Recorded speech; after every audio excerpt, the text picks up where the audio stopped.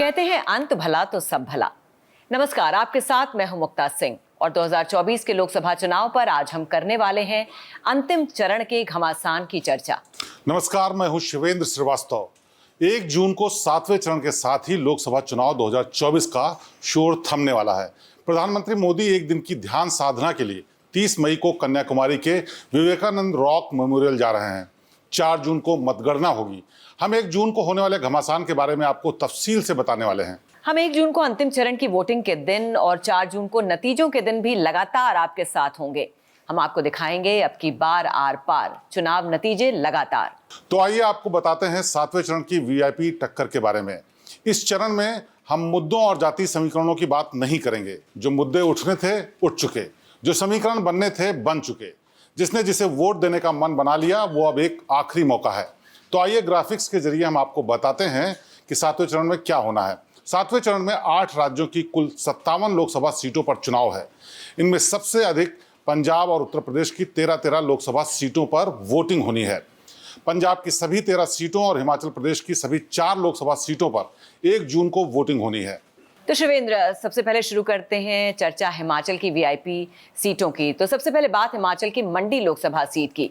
अब ये भी हम आपको ग्राफिक्स के जरिए दिखाते हैं। यहाँ पर बीजेपी की कंगना रनौत तो कांग्रेस से विक्रमादित्य सिंह चुनाव मैदान में है। मंडी लोकसभा में दोनों उम्मीदवारों की अपनी अपनी ताकत है।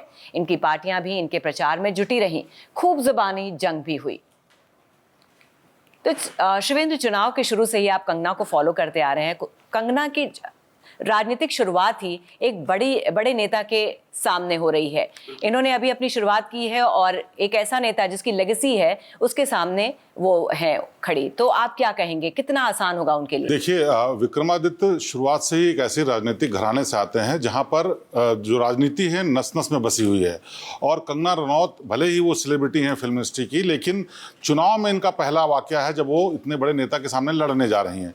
तो देखिए, स्ट्रेटजी रणनीति शुरू से ही आपको दिख रही है कि कंगना जिस तरह के बयान दी, जिस तरह के विवाद हुए, जिस तरह के आरोप प्रत्यारोप हुए, उससे साफ पता चलता है कि एडवांटेज लेने की कोशिश है ताकि वो चर्चा में बनी रहें। और चुनाव में जो चर्चा में बना रहता है, माना यह जाता है कि उसको ज़्यादा से ज़्यादा लोग देखेंगे, समझेंगे और वोट भी करेंगे। शायद कई बार ऐसा नहीं भी होता, लेकिन ये एक स्ट्रेटजी का हिस्सा रहता है। और कंगना शुरुआत से ही जिस तरह के बयान देती रही हैं, चाहे वो जुबान फिसलने वाली बात हो, चाहे वो तमाम और दूसरी बातें हों, वो सब उनको चर्चा में ही बनाती हैं। और ये शायद तरीका है, लेकिन फिर भी उनके लिए चुनौती इतनी आसान नहीं, क्योंकि विक्रमादित्य सालों से वहाँ पर न सिर्फ जनाधार बनाने की कोशिश कर रहे हैं, बल्कि ऐसे परिवार से आते हैं जिसने वहाँ पर शासन किया है। तो कुल मिलाकर के इतना आसान कंगना के लिए भी वहाँ नहीं है। शिवेंद्र, अब हम आखिरी चरण पे भी पहुंच चुके हैं और नतीजे भी 4 जून को आ जाएंगे। आपके पास भी मौका है, किंग या क्वीन? देखिए, ये तो जनता को तय करना है किंग या क्वीन, लेकिन दोनों ही अपने अपने जो फन के हैं वो माहिर आदमी हैं। चाहे भले वो दूसरे क्षेत्र से आती हों, लेकिन कंगना को ये पता है कि कैसे चर्चा में बने रहना है। विक्रमादित्य थोड़े सौम्य और शांत हैं, लेकिन जब चर्चा में आते हैं, भाषण देते हैं या स्टेज पे आते हैं, तो वो अपनी पूरी बात इस तरह से कहते हैं ताकि जनता से कनेक्ट कर सकें। और शायद ये इसलिए भी है क्योंकि साल दर साल जो राजनीति देखते आए हैं उसका एक तरीका ही होता है। और ये चीज़ जनता के मन में कितनी स्ट्रांगली पहुंचती है, ये बहुत देखने वाली बात होगी। क्योंकि कंगना को लोग देखने ही आ रहे हैं, या फिर बीजेपी की लेगेसी उनके साथ है इसलिए ऐसा है, या वाकई उनको एक सांसद के तौर पर लोग स्वीकार करने को तैयार हैं। क्योंकि रास्ता यहाँ से और भी आगे है। कंगना अगर वहाँ से जीतती हैं तो शायद हो सकता है उनको दिल्ली में कोई मौका भी मिले, और अगर ऐसा मौका मिलता है तो उस उम्मीद के सहारे अगर जनता वोट करेगी तो शायद फायदा उनको हो, वरना विक्रमादित्य भी कोई कमजोर नहीं है। ये तो साफ है कि मंडी संसदीय क्षेत्र में मुख्य मुकाबला कंगना रनौत और विक्रमादित्य सिंह के बीच है। इस क्षेत्र में हिमाचल के पूर्व सीएम वीरभद्र सिंह के परिवार का दबदबा रहा है। यहाँ पर पूर्व मुख्यमंत्री एवं नेता प्रतिपक्ष जयराम ठाकुर ने कंगना के प्रचार की कमान संभाल रखी है। वे इसी जिले के विधायक हैं। बीजेपी अध्यक्ष जेपी नड्डा भी यहाँ पर रैली कर चुके हैं, जबकि विक्रमादित्य के प्रचार की कमान उनकी मां और हिमाचल प्रदेश के कांग्रेस अध्यक्ष प्रतिभा सिंह ने संभाल रखी है। तो शिवेंद्र, विक्रमादित्य विरासत की लड़ाई लड़ रहे हैं। विरासत की लड़ाई, आपने बताया कि इन लोगों की लेगेसी चली आ रही, तो विरासत की लड़ाई लड़ रहे हैं। उनके पिताजी 6 बार वहाँ सीएम रह चुके हैं और कंगना मोदी जी के नाम पर लड़ रही हैं। तो किसके नाम होगा ये महाभारत? देखिए, जो माहौल है अपनी अपनी पूरी ताकत दोनों लोगों ने लगा रखी है, और मुख्य मुकाबला है भी इन दोनों लोगों के बीच में। बाकी कैंडिडेट्स के शायद ज़्यादातर लोगों को नाम भी नहीं पता होंगे, लेकिन जिस तरह से विक्रमादित्य अपने पूरे परिवार के साथ और अपना पूरा जो उनका सर्कल है है, जो पॉलिटिकल सर्किल है, वो सारे के सारे लोग लगे हुए हैं। उसने एक पहले से ही माहौल बनाना शुरू कर दिया था, क्योंकि कंगना का पहले से टिकट फाइनल नहीं था, उनका कोई जनाधार नहीं था, उनका वहां पर कोई भी राजनीतिक वर्चस्व नहीं था, तो उनको मेहनत ज़्यादा करनी पड़ी। और इसीलिए जो राष्ट्रीय अध्यक्ष हैं बीजेपी की, वो भी वहां पर उनके लिए कैंपेनिंग करने के लिए गए। इसके अलावा जो जयराम ठाकुर हैं, उन्होंने पूरी की पूरी कमान संभाल रखी ताकि वहां के नेताओं को वो सेंसिटाइज कर सकें, लामबंद कर सकें, नेटवर्किंग कर सकें। तो और प्रधानमंत्री जी ने भी वहां पे रैली की, तो कहीं ना कहीं कंगना का हौसला भी बढ़ा है। बिल्कुल बिल्कुल। देखिए, कंगना वैसे भी जो बात कहती हैं उनमें कॉन्फिडेंस दिखता है, भले ही कई बार उनकी जुबान फिसल जाए, बात उनकी विवादों में आ जाए, लेकिन कंगना जिस तरह से बात करती हैं, लोगों से कनेक्ट जरूर करती हैं, चाहे वो इंटरेस्टिंग बात कह रहे हो इसलिए हो, या फिर उनकी गंभीरता दिख रही हो इसलिए हो, लेकिन वो वोटों में तब्दील होती है ऐसा कहना मुश्किल है, क्योंकि वो कोई सीजन पॉलिटिशियन नहीं है। और बीजेपी का या मोदी जी का हाथ होने की वजह से जो वहाँ पर वो चुनाव के लिए गई हैं, उसको पब्लिक अपने वेलफेयर के लिए कितना कनेक्ट कर पाती है ये देखना होगा। क्योंकि विक्रमादित्य सिंह जहाँ भी जा रहे हैं, उनके नेता जहाँ पर जा रहे हैं, वहाँ ये यही बात कर रहे हैं कि ये तो कुछ दिन के लिए यहाँ आई हैं, जीत जाएंगी, संसद में जाएंगी और दिल्ली से इधर का रुख भी नहीं करेंगे। हालांकि वो कहती हैं कि वो हमारा घर है हिमाचल, तो हमारा तो जाना लगा रहेगा, लेकिन ये सब आरोप प्रत्यारोप है। जनता कितना जोड़ती है वो देखने वाली बात जैसे आपने बोला, कंगना बहुत बेबाक तरीके से बोलती हैं, शब्दों का वार उनका बहुत तगड़ा होता है, बड़ा पर्सनल अटैक भी उन्होंने विक्रमादित्य सिंह पर भी किया है। बिल्कुल। देखिए, ये तो चुनाव में अब स्तर जो गिरता जा रहा है या स्तर बदलता जा रहा है, उसकी एक वानगी है। जितने नेता हैं, पर्सनल प्रोफेशनल, हर तरीके से लोग जो है एक दूसरे पर अटैक करते हैं ताकि ज़्यादा से ज़्यादा एडवांटेज लें।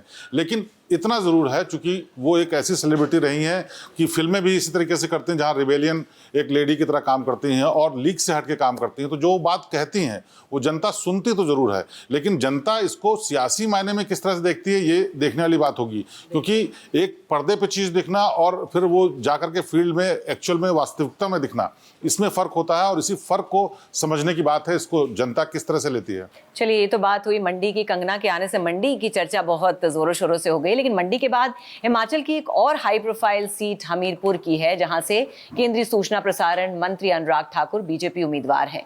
अब फिर एक बार आपको ग्राफिक्स के जरिए दिखाते हैं। आप देखिए, बीजेपी के अनुराग ठाकुर का मुकाबला यहां कांग्रेस के सतपाल रायजादा से है।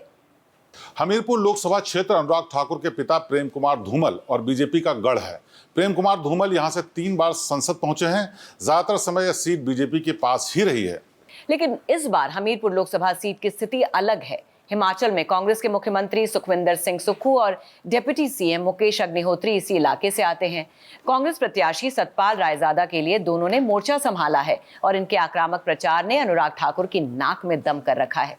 तो ये बात तो सही है शिवेंद्र, कहीं ना कहीं नाक में दम कर तो रखा ही है, क्योंकि इस बार आप देखिए, साफ दिख रहा है अनुराग ठाकुर इस बार यहाँ से कहीं बाहर नहीं निकले हैं।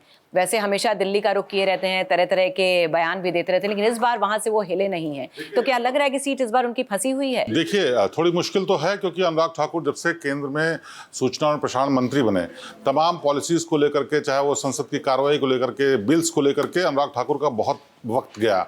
बाहर भी तमाम टेक्नोलॉजी को लेकर के ट्रैवल करना पड़ा। ऐसा अनुराग ठाकुर का कई मौक़ों पर कहना हुआ कि इसलिए मैं अपनी जनता को ज़्यादा वक्त नहीं दे पाया।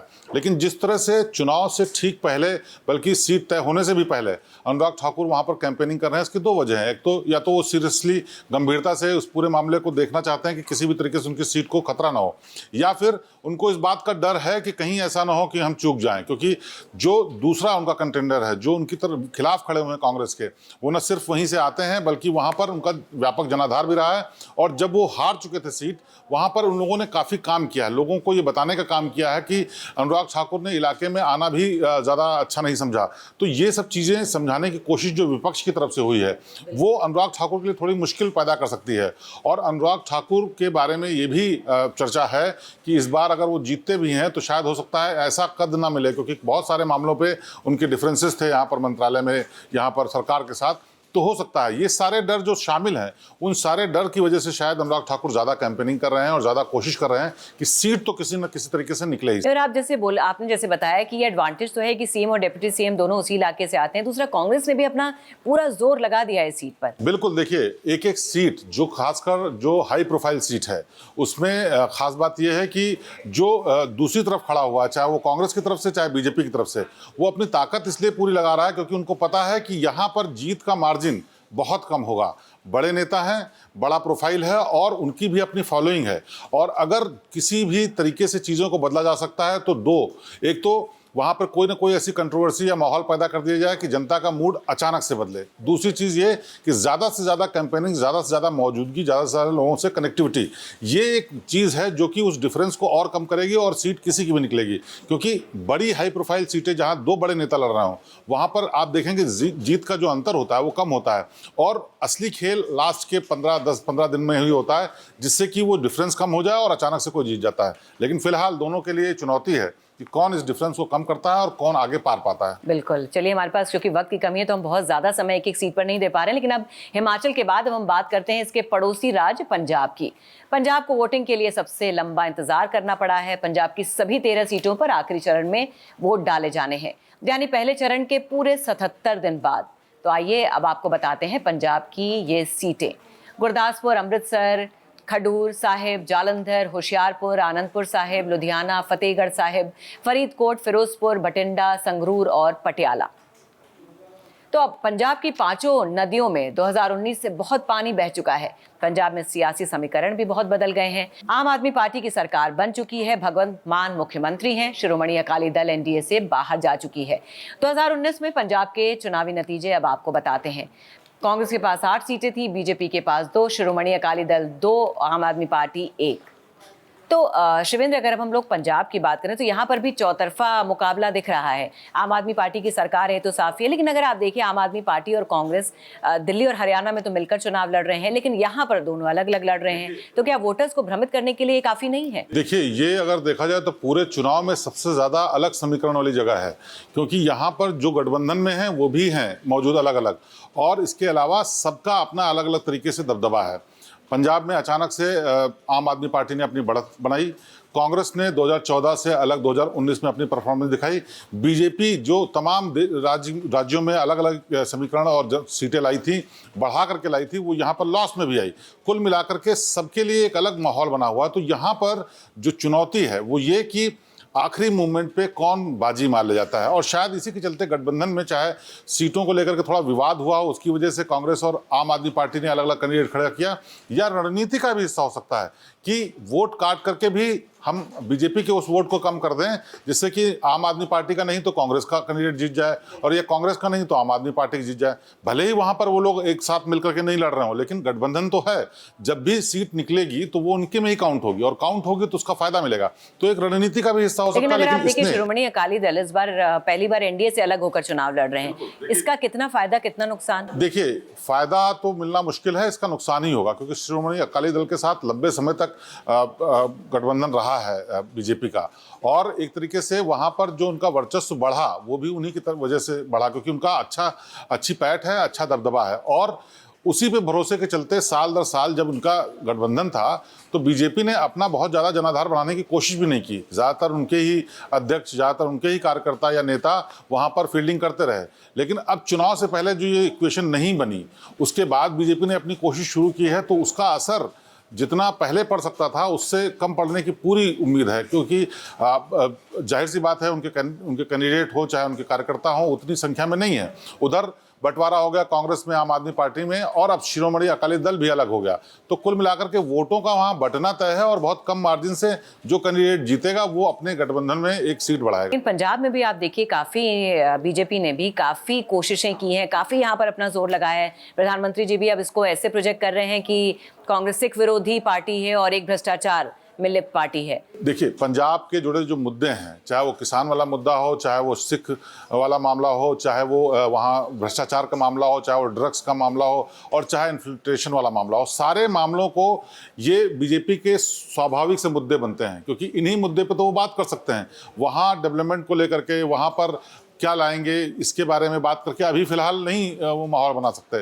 तो जो वहाँ की बड़ी समस्याएं लगातार रही हैं, चाहे वो किसान वाला मुद्दा हो जिसके चलते बीजेपी को इतनी मुश्किल हुई, भ्रष्टाचार का मुद्दा हो, या तमाम आप पिछले 5-6-7 महीने में देखेंगे तो वहाँ के छोटे छोटे मुद्दों को भी उठाने की कोशिश की, वो इसीलिए ताकि माहौल बनना शुरू हो, और जब माहौल बने तो उनके जरिए ही बात की जाए। आप देखेंगे अलग राज्यों में जब मोदी जी बात करते हैं या बीजेपी का बड़ा नेता बात करता है तो वो राष्ट्रीय मुद्दों की बात करते हैं, चाहे वो हिंदू मुसलमान की बात हो, चाहे वो डेवलपमेंट की बात हो, पाकिस्तान की बात हो। लेकिन पंजाब में जाते ही उनके मुद्दे बदल जाते हैं। वो इसलिए बदल जाते हैं क्योंकि उनको पता है कि वहाँ उनको पहले तो जनाधार को सेंसिटाइज करना है, और सेंसिटाइज करने के लिए उनकी ही बातों पर बात करनी पड़ेगी जो वहाँ के लोकल मुद्दे हैं। तो ये जो कोशिश है वो इसीलिए कि किसी तरीके से जनता से ज़्यादा कनेक्ट हो सके और उसको हम वोट में कन्वर्ट कर सकें। तो सब मिला जुला के फिर वही बात है, आपसे वही पूछना चाहेंगे, कौन बनेगा इस बार पंजाब का सरदार? देखिए, ये कहना तो किसी के लिए भी संभव नहीं है, लेकिन ये जरूर तय है कि जहां पर इस तरह की कांटे की टक्कर है बड़े नेताओं के बीच में, यहाँ या फिर जहां पर मल्टीपल कैंडिडेट हैं जो कि स्वाभाविक कंटेंडर्स हैं, जो लड़ाई में हैं, वहां पर जीत का मार्जिन बहुत कम होगा। और चुनाव से 1-2 दिन पहले भी, 1-2 घंटे पहले भी कुछ ना कुछ ऐसा जरूर माहौल बनता है जिससे अचानक से जो लोग हैं वो डाइवर्ट होते हैं। वो कोशिश दोनों तरफ से शुरू हो रही है। जब तक आखिरी दम का प्रचार चलता रहेगा तब तक की कोशिश रहेगी, और वही आखिर में बल्क वोट चेंज करेगा। ये अगर ऐसा होता है तो नतीजे कुछ भी हो सकते हैं, वरना जो अभी माहौल है वो लड़ाई बहुत कसी हुई है और इसमें कैंडिडेट किसी का भी जीत सकता है, ऐसा है जी। हिमाचल और पंजाब के बाद अब चलते हैं उत्तर प्रदेश की तरफ, जिसका आप लोग लंबे समय से इंतजार कर रहे हैं। आखिरी चरण में वाराणसी और गोरखपुर में वोटिंग है। वाराणसी से प्रधानमंत्री नरेंद्र मोदी तो गोरखपुर से रवि किशन मैदान में है। आखिरी चरण में यूपी की बाकी बची 13 सीटों पर वोटिंग है, और ये 13 कौन सी सीटें हैं आइए इस पर नजर डाल लेते हैं। महाराजगंज, गोरखपुर, कुशीनगर, देवरिया, बांसगांव, घोसी, सलेमपुर, बलिया, गाजीपुर, चंदौली, वाराणसी, मिर्जापुर और रॉबर्ट्सगंज।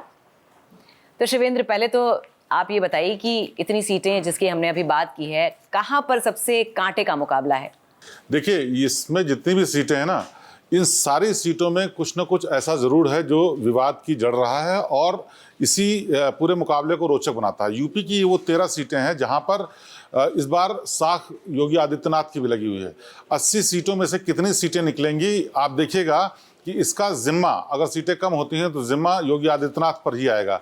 इसीलिए तमाम आप ये भी नोटिस करिए कि प्रधानमंत्री मोदी से भी ज़्यादा रैली योगी आदित्यनाथ ने की है। वो इसलिए क्योंकि ये साख का सवाल उनके लिए है। इस चुनाव के बाद बहुत कुछ वैसे भी तय होना है कि आखिरकार सक्सेसर कौन होगा मोदी का, या फिर यूपी में जिस तरह से सीटें आई हैं उसके मायने क्या हैं, क्या योगी आदित्यनाथ का जादू चला या नहीं चला। क्योंकि अगर मोदी के बाद किसी की बात की जाती है तो योगी आदित्यनाथ की, उनके खुद की शहर की सीट है गोरखपुर की, और वहाँ से रवि किशन लड़ रहे हैं। रवि किशन के ऊपर पूरा का पूरा योगी आदित्यनाथ का हाथ है, और वो कई मौक़ों पर कहते भी हैं।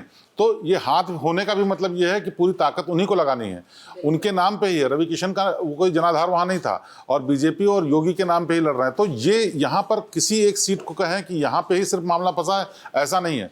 सीटें 13 सीटों में से कई सीटें ऐसी हैं जहाँ पर जो तमाम विवाद हुए, या फिर जो वहाँ का इतिहास रहा, या फिर जो तमाम ऐसी सियासी समीकरण बने और बिगड़े कैंडिडेट्स को लेकर के भी, और उनके बयानों को लेकर के भी, विवाद को लेकर के भी, वो बहुत कुछ कहानी बदल सकते हैं इस पूरे मामले में। तो ये सभी जगह पे आप कह सकते हैं कांटे की टक्कर है। तो आइए यूपी के पूर्वांचल की 4 प्रमुख सीटों पर हम चर्चा कर लेते हैं। सबसे पहले बात करते हैं गाजीपुर की। ग्राफिक्स के जरिए अब आपको दिखाते हैं। यहाँ पर वीआईपी टक्कर गाजीपुर की। पारसनाथ राय बीजेपी के उम्मीदवार, सरप्राइज एलिमेंट थे बीजेपी की तरफ से। अफजाल अंसारी समाजवादी पार्टी के उम्मीदवार, और उमेश कुमार सिंह बसपा के। तो 2019 की मोदी लहर में भी बीजेपी गाजीपुर नहीं जीत पाई थी। मुख्तार अंसारी की मौत के बाद उनके बड़े भाई अफजाल अंसारी और बीजेपी के पारसनाथ राय यहाँ हाई वोल्टेज चुनाव लड़ रहे हैं। शिवेंद्र, जैसे अभी हम लोग पारसनाथ राय का नाम ले रहे हैं, सरप्राइज एलिमेंट थे बीजेपी की तरफ से, आपको क्या लग रहा है, क्या कमाल दिखा पाएंगे? दूसरी तरफ मुख्तार अंसारी की मौत के बाद एक सिंपैथी वेव कहीं ना कहीं तो चल ही रही है। मैं आपको बता दूं कि 2019 के चुनाव में जब ये अफजाल अंसारी वहां से जीतने वाले थे, जब नतीजा बताया भी नहीं गया था, उससे पहले ही विवाद हो गया था कि काउंटिंग में गड़बड़ी हो रही है, धांधली की जा रही, तमाम शिकायतें हुई। आखिरकार अफजाल अंसारी वहां से जीते, और ये वो वक्त था जब वाकई वहां मोदी का जादू चल रहा था। गाजीपुर खुद मोदी गए थे, तमाम वहां पर चुनाव के दौरान वहां पर कैंपिंग की, वहां पर तमाम कोशिशें की, लेकिन उसके बावजूद भी सीट नहीं निकली। अब अफजाल अंसारी के इस बार लड़ने में फ़र्क यह है कि मुख्तार अंसारी की मौत हो चुकी है, और इस मौत के बाद क्या माहौल बदलेगा वो बहुत ज़रूरी है, क्योंकि लोगों की संवेदनाएं जुड़ी हैं। भले ही उसको कानूनी रूप से मान्यता न दी जाए, लेकिन वहाँ पर अच्छा खासा इस पूरे परिवार का, अफजाल का, मुख्तार का, उनके बच्चों का, उनके तमाम लोगों का वहाँ पे वर्चस्व रहा है। और ये क्या वो संवेदना वो जोड़ पाएंगे वोटों के बीच में, ये कहना मुश्किल है।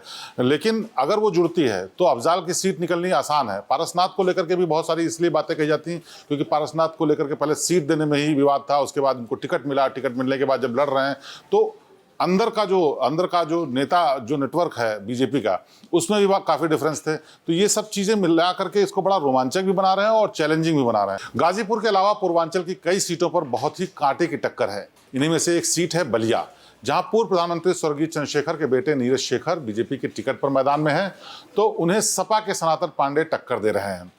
ग्राफिक्स के जरिए समझ लेते हैं कि बलिया में क्या समीकरण है, कौन कौन कैंडिडेट है। नीरज शेखर बीजेपी से हैं, सनातन पांडे समाजवादी पार्टी से हैं और ललन सिंह यादव बीएसपी से हैं।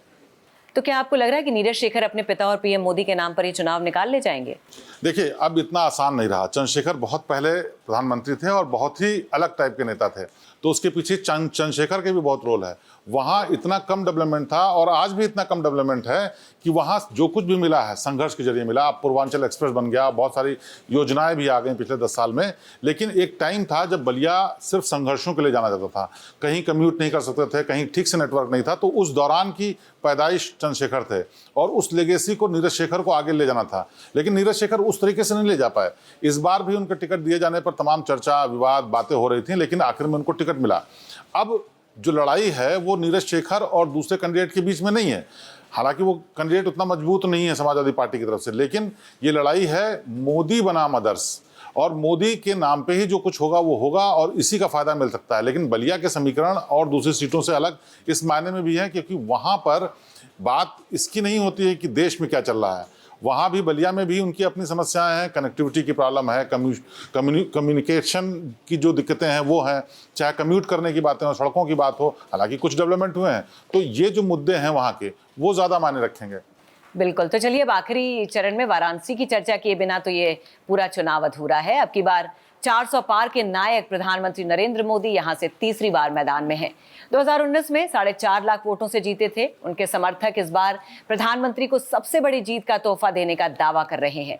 एक बार फिर आपको ग्राफिक्स के जरिए दिखाते हैं। वाराणसी में नरेंद्र मोदी बीजेपी उम्मीदवार, उधर कांग्रेस से अजय राय, अतहर जमाल लारी बसपा से, और अजय राय को जिताने के लिए 25 मई को वाराणसी में डिंपल यादव और प्रियंका गांधी रोड शोज भी कर चुके हैं।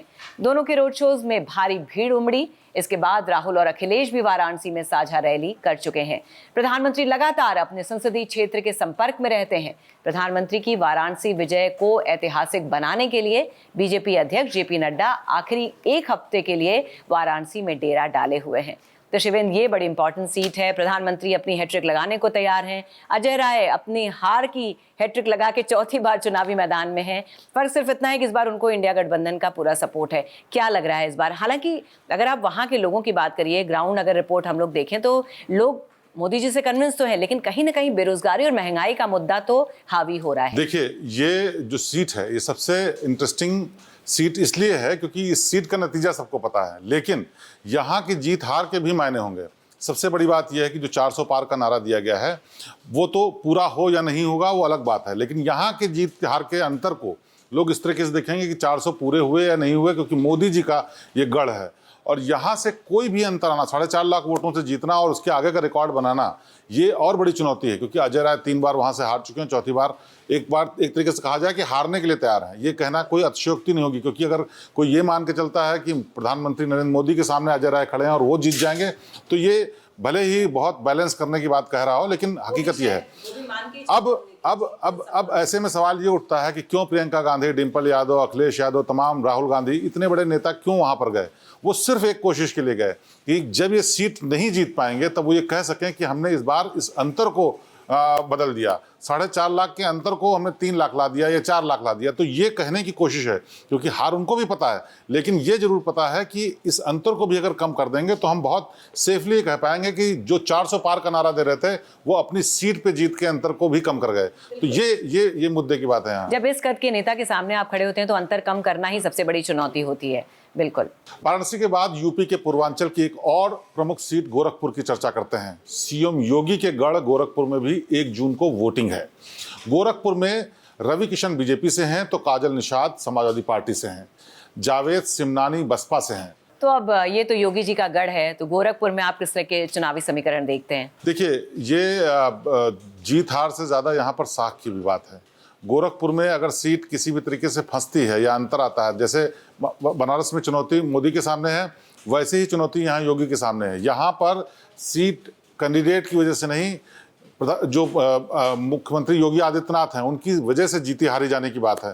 तो जीत के अंतर को बनाए रखना ही बड़ी चुनौती है। रवि किशन हालांकि जाते आते रहते हैं, वो गोरखपुर तमाम और वजहों से जाते रहते हैं, वहाँ के कार्यक्रमों में भी शामिल होते हैं, लोगों से भी मिलते हैं, लेकिन खुलेआम ये भी कहते हैं कि मैं योगी आदित्यनाथ का चेला हूँ। मतलब वो लोगों को ये संदेश देते रहते हैं कि जो यहाँ पे हो रहा है वो सब योगी जी के जरिए हो रहा है। तो कुल मिलाकर के उनको ये पता है कि गोरखपुर में जो कुछ भी चलेगा योगी आदित्यनाथ का चलेगा, उसी के सहारे नैया पार हो सकती है। जैसे बीजेपी के तमाम नेता पूरे देश भर के लिए कहते हैं कि मोदी जी, तो वो मोदी जी वाली बात यहाँ गोरखपुर की एक अकेली सीट पे जिस तरह का विकास और जिस तरह के काम हुए हैं गोरखपुर में, क्या आपको लगता है कि योगी जी के लिए किसी भी तरह की कोई चुनौती है यहाँ पर?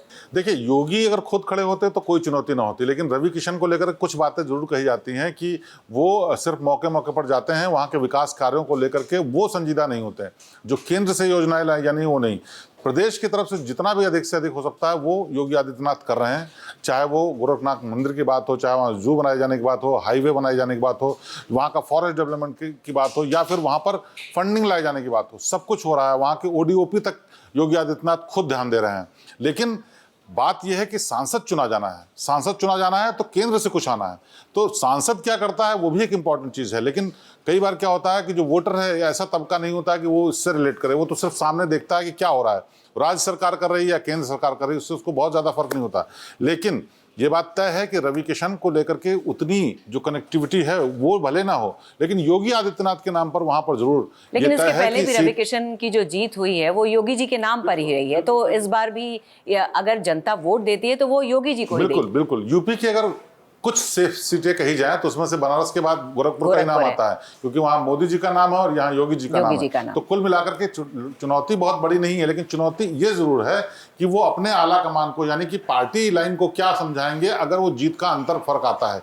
क्योंकि जीत का अंतर चाहे वो 10 का हो चाहे 10 लाख का हो, वो जीत होती है, लेकिन उसका एक अलग मायने अपने पार्टी के भीतर जरूर होता है कि भाई आप जब कोशिश कर रहे थे, काम कर रहे थे, तो ये अंतर क्यों कम हुआ। तो लड़ाई जो हो रही है वो इस चीज़ की ज़्यादा है कि हम जीत के अंतर को बनाए रखें या बढ़ाए रखें, ये मुद्दा है। बिल्कुल। तो 7वें चरण में वाराणसी और गोरखपुर को छोड़कर यूपी की बाकी सभी 11 सीटों पर कांटे की टक्कर दिखाई दे रही है। इनमें अनुप्रिया पटेल की मिर्जापुर सीट भी शामिल है। यूपी के अलावा 1 जून को बिहार की भी 8 लोकसभा सीटों पर मतदान होना है, जिसमें पटना साहिब, काराकाट, पाटलिपुत्र, आरा, बक्सर, सासाराम, जहानाबाद और नालंदा शामिल है।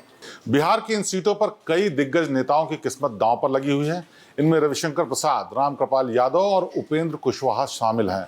इनके अलावा आरजेडी सुप्रीमो लालू यादव की बेटी मीसा भारती का भी नाम है, जो पाटलिपुत्र से चुनाव लड़ रही हैं। तब क्या लग रहा है बिहार में आखिरी बॉल पर छक्का कौन मारने वाला है? देखिए, बिहार में बहुत सारी चीज़ें इस बार उलटफेर भी हो सकता है। उसकी वजह यह है कि आखिर में नीतीश कुमार का बीजेपी में आ जाना, इसके अलावा जिस तरह से तेजस्वी यादव वहाँ पर जो आगे बढ़ करके बातें कर रहे हैं उनसे कनेक्ट हो जाना। तीसरी चीज़ ये भी है कि अभी हालांकि पार्टी नहीं आई है, लेकिन प्रशांत किशोर लगातार से जन स्वराज नाम से जो पार्टी लाए जाने की बात कर रहे हैं, उसमें बिहार के लोगों की वो बात कर रहे हैं जो सालों साल से वो महसूस तो करते हैं, लेकिन किसी ने चुभाई नहीं। अब वो प्रशांत किशोर जिसको कहते हैं हम जागरूकता अभियान चला रहे हैं ताकि 2027 में अपनी पार्टी ला करके हम वहाँ पर सारी सीटों पर चुनाव लड़ें विधानसभा का। तो वो जो एक सेंसिटाइज करने की कोशिश हो रही है वो कहीं ना कहीं इस चीज़ को बदलने के लिए काफ़ी, क्योंकि अब डिजिटल का ज़माना है, लोगों तक पहुँच है और उनका जो संदेश है, जो छोटी छोटी चीज़ें हैं कि बिहार की जनता के लिए केंद्र ने क्या किया, आज तक गरीबी हटाने के लिए एक बार भी केंद्र सरकार ने बैठक तक नहीं की, जबकि सालों साल से तब ये होता आ रहा है कि बिहार की गरीबी हटाई जाएगी। रोजगार को लेकर के बात करते हैं, वो गुजरात और बिहार का कंपैरिजन करते हैं कि 1 लाख करोड़ रुपए खर्च करके गुजरात में बुलेट ट्रेन मोदी जी ला सकते हैं, लेकिन बिहार में एक अगर छोटी ट्रेन लोकल भी चलानी है तो उसके लिए जद्दोजहद करनी पड़ती है। तो कुल मिलाकर के जनता को जो झकझोरने का काम है ना, केवल प्रशांत किशोर ही नहीं, तेजस्वी यादव भी इसी लाइन पे बात करते हैं। वो याद दिलाते हैं कि नीतीश कुमार इतने साल रहे, उन्होंने डेवलपमेंट नहीं किया। तो ये सब चीज़ें जो हैं वो जनता को समझाने की जो कोशिश हो रही है ना, वो तमाम सीटों पर असर जरूर डालेगी और उस सीटों का इक्वेशन कुछ भी हो सकता है। बिहार में एक सबसे अच्छी और इंटरेस्टिंग बात है क्योंकि अब नई जनरेशन आ गई है, नए खेवैया आ गए हैं, तो अब देखना है कि कौन नैया अपनी पार लगा पाता है, चाहे तेजस्वी यादव, चिराग पासवान हो, ये उभरते नेता हैं ये लोग। बिल्कुल, ये नए नेताओं की जो कहेंगे एक तरीके से आर्मी है या जमात है कहेंगे, ये सारी की सारी अब डिफरेंट तरीके से सोचती है। जो सालों साल से नीतीश की, लालू की और इस तरह की राजनीति चलती थी कि कुछ भी करके बिहार की जनता को बेवकूफ़ बनाए रहो और शासन करते रहो, वो अब उतना आसान नहीं रह गया। हालांकि अभी भी बिहार में बहुत स्थिति खराब है, लोगों तक बातें नहीं पहुंचती, स्कीम नहीं पहुंचती, और सबसे बड़ी बात यह है कि उनको फर्क नहीं पड़ता। अगर उनको बेसिक सुविधाएं भी नहीं है तब भी वो मान के बैठे हुए हैं 30-40 साल में कि नहीं मिल रही हैं तो नहीं मिल रही, उससे कोई फर्क नहीं है।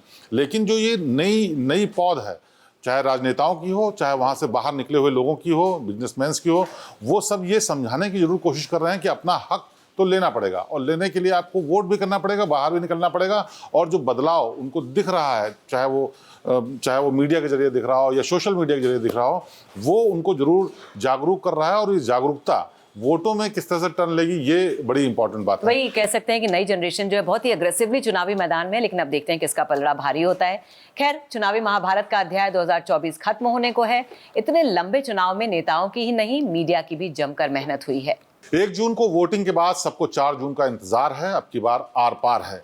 4 जून को हम आपको चुनाव के नतीजे भी लगातार बताएंगे। 1 जून को सभी चरणों की वोटिंग के विश्लेषण के साथ फिर हाजिर होंगे।